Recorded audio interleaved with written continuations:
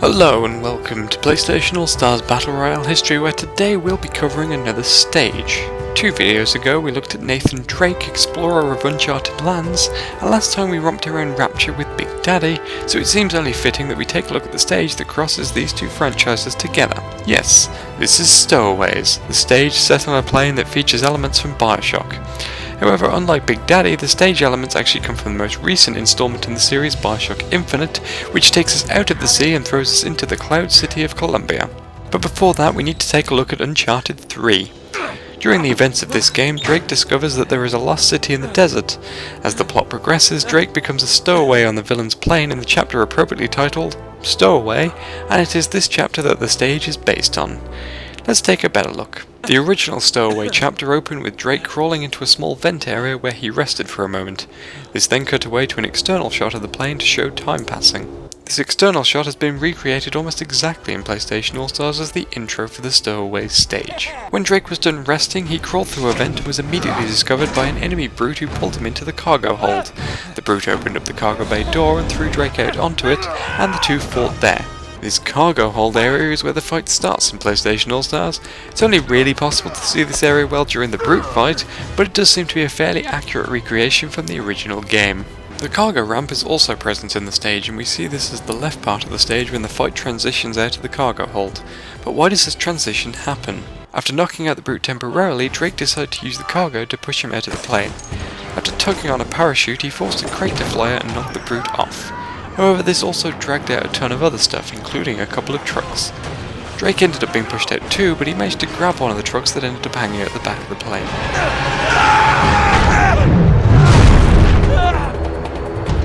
We see all this stuff sliding out of the plane when the stage transitions, including the trucks themselves. Those trucks then make up the rest of the stage in its second form, although now they've gained the ability to defy gravity since they're now horizontal instead of flailing around vertically like in their original appearance. Once Drake managed to climb back into the plane, a beam broke off and blocked the exit to the cargo hold. We can see this beam in PlayStation All-Stars, although it falls after the fighters have left the plane, which is the opposite of Uncharted 3. All of this commotion clearly caused damage to the plane because from this point on the plane moved erratically and small fires started to form as Drake fought off enemies in the cargo hold. Eventually the fires got worse and the plane ripped open and exploded.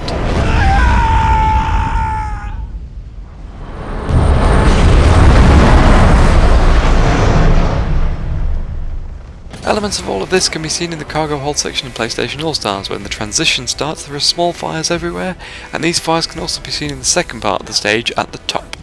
The alarm that went off in the original game also acts as the signal for the stage transition to start. The plane doesn't explode though. Instead, something else happens. But first, let's take a look at the music.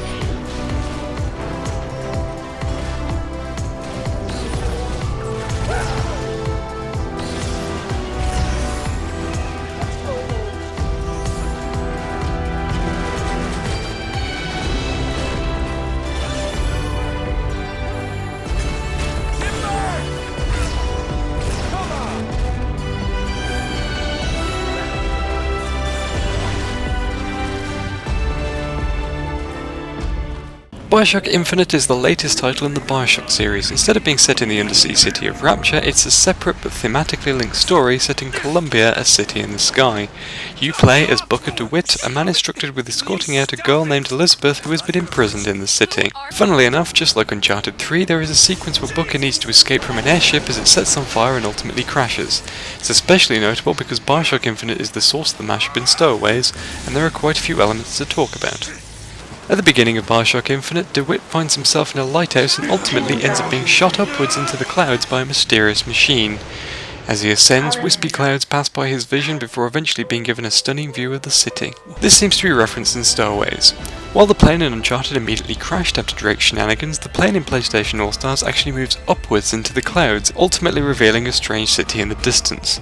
This city is Columbia. We're not going to talk too much about the city itself since we'll talk about that in another video, but let's see what other elements we used. Throughout the events of BioShock Infinite, the player will encounter members of a group known as the Vox Populi, Latin for Voice of the People. This group hugely opposes the actions of Columbia's founder Zachary Comstock, and as the game progresses they launch a revolution against him. While initially they fight on foot, they later gain access to airships and ramp up their attack. The problem is they also turn these airships onto Booker, so that's always fun.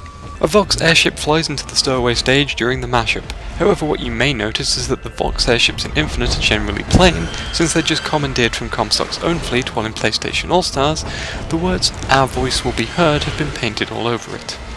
Funnily enough, this exact blimp did appear in a trailer for the game, but inexplicably doesn't seem to show up in the game itself, which is odd because it would make sense for it to still be there. At the carnival early in the game, the player gets to see an exhibition of a strange robot man known as a handyman. You can probably figure out why he's called that just by looking at him.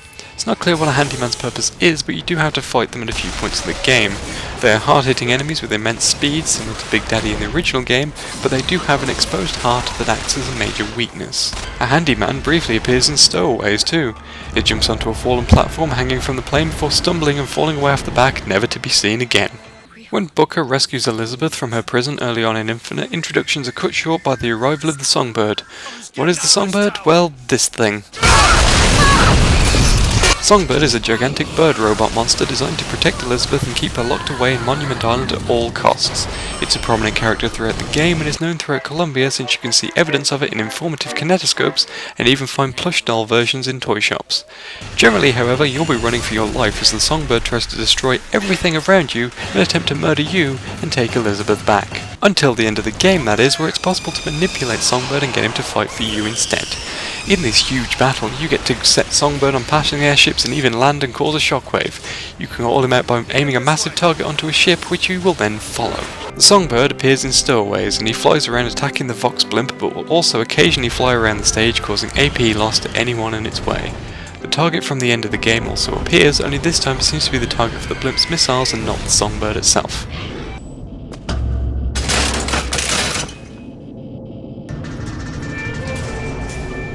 That's her.